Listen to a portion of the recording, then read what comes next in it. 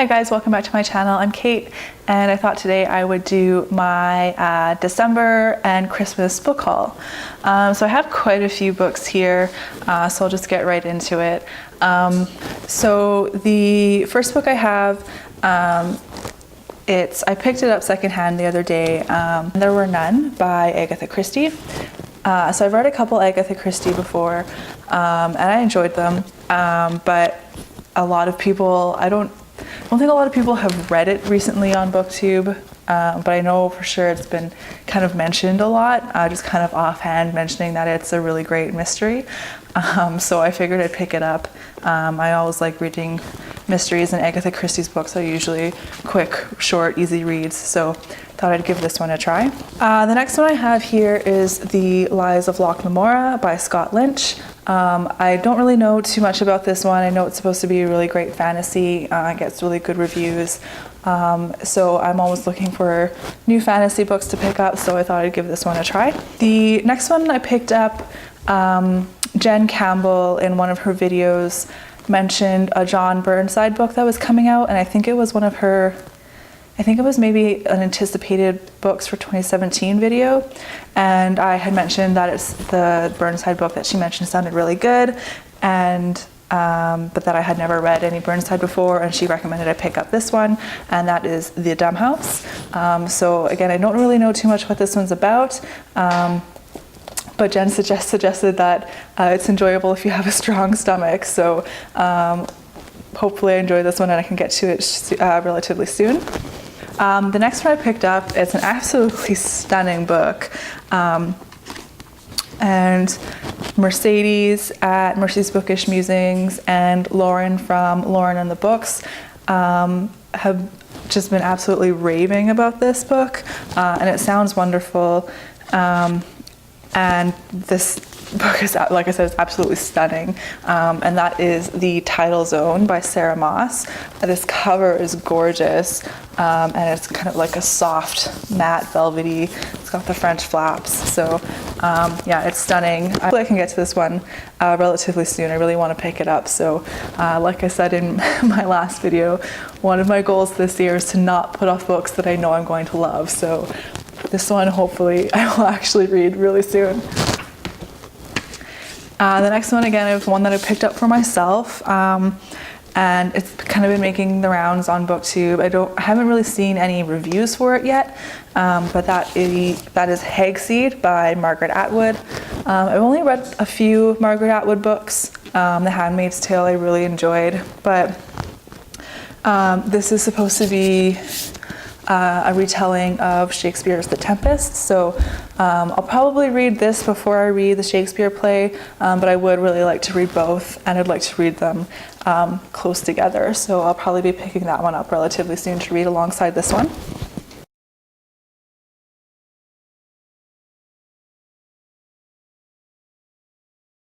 The next one here, again, I picked up for myself, and that is The Fate of the Tearling by Erica Johansson. So this is the, I believe, final book in the Tearling trilogy. So I read the first two in 2014, I think, and I loved the first one. The second one was okay. I wasn't a huge fan of the perspectives switching between kind of the dystopian world that the first book takes place in and the world, like pre-dystopian world, but hopefully this one summarizes the trilogy nicely, and hopefully I can get to that soon. So the next two, again, I picked up for myself. I have on my shelf, I have both these books already in hardcover sitting up there on my shelf, and I bought them both very shortly after they came out in 2013. They are both prize winners. One is the Pulitzer Prize winner, one is the Man Booker Prize winner. They're both supposed to be fantastic, and I have a feeling that I'm going to absolutely adore both of them, but because I have them in hardcover, and like I also said in my previous video, I walk and bus everywhere, and it is very hard, or not necessarily hard, but it's very heavy carrying around hardcover books, and these are both massive. But the first one is The Goldfinch by Donna Tartt, so I picked up just a little pocket paperback edition. And then the next one is The Luminaries by Eleanor Catton. Hopefully I can actually get to these now that I have paperback editions. I've wanted to read these for a long time, and every time I go to pick up a new book, I kind of eye these and then think about having to carry around the hardcover and decide not to pick it up. So hopefully I can actually get to both of these in 2017. The next one, it wasn't a gift, but my mom lent it to me. We kind of lend back and forth thrillers that we think each other would like. So I lent her all like the Gillian Flynn books and that kind of thing. And this one is I Let You Go by Claire McIntosh. I don't know what this one's about really, but I know it's a thriller, and Paula Hawkins, who wrote The Girl on the Train, is recommending it. So hopefully it'll be good. I always like a thriller. They're fun and quick, easy reads. So hopefully I'll enjoy this one. And then the last ones that I have here are all gifts that I got for Christmas. So this one was from my mom and dad, and that is The Post-Birthday World by Lionel Shriver. I wanted this one after hearing Mercedes talk about it in her Books and Blankets blog, or Books and Blankets podcast, with Lauren from Lauren and the Books, and it sounded amazing, so I asked for this one for Christmas. The other one I really wanted to pick up after reading The Virgin Suicides, so my parents picked that one up for me for Christmas as well, and that is Middlesex by Jeffrey Eugenides. The next one it's from my mom and dad for Christmas, but I know my dad would have been the one to pick it up. My dad always likes to get me a book that I haven't asked for Christmas. It's something that he thinks I'll like. And this one is 10 Years in the Tub, A Decade Soaking in Great Books by Nick Hornby. So this sounds amazing. Nick Hornby is a pretty well-known writer. I've never read any of his stuff, but he wrote High Fidelity and About a Boy, like a lot of books that have been made into movies. So he has a column in the Believer magazine where he writes book reviews, and I don't know how frequently they come out. I'm assuming every month based on what this is, but basically this is a collection of his reviews from the last for a 10-year period, where he talks about all the books that he read that month. So he lists, let's see if I can find one.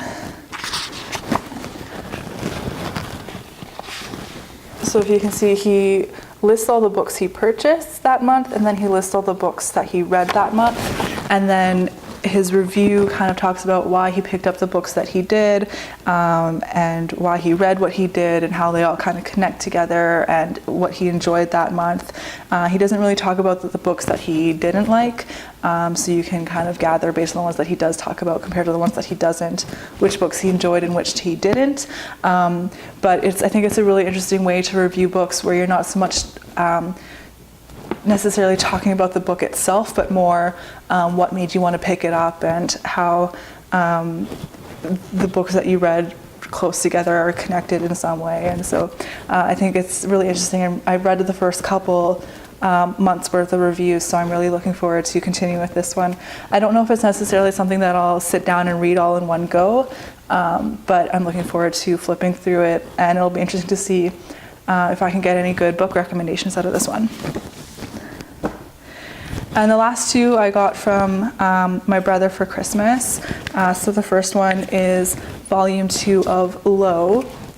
So I read the first volume, I think in 2014, and I really liked it. I really liked the artwork especially, and so I'm really looking forward to continuing on with this one.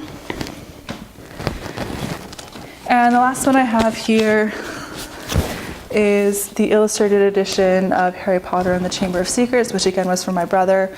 I've been really wanting to reread Harry Potter these last few months, and I have The Philosopher's Stone in this illustrated edition as well. So I'll probably read these two and then continue on with the rest of the series, because like I said, I've been really wanting to reread them, and I've been itching for some Harry Potter. So yeah, hopefully I can reread all of them in 2017.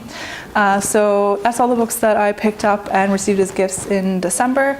Thanks for watching, and I'll see you in my next video. Thanks, bye.